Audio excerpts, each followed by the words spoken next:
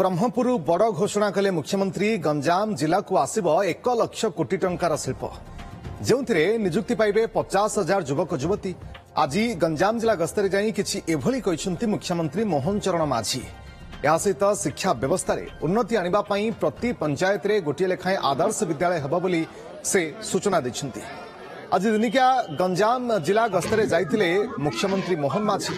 प्रथमे ब्रह्मपुर मां बुढ़ी ठाकुराणी यात्रा जोगदे मां को दर्शन कर पूजार्चना करते। पात्रपुर ब्लॉक भीमपुर सरकारी उन्नत उच्च विद्यालय शतवार्षिक उत्सव में मुख्य अतिथि भाव में जोगदे मुख्यमंत्री मोहन माझी।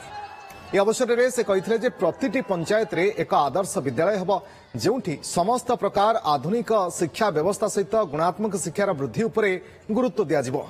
या सहित जिला को प्राय 1 लाख कोटी टंकार शिल्प आसिबो जो 50,000 युवक युवती निजुक्ति पाई परिबे बोली कहिसंती मुख्यमंत्री।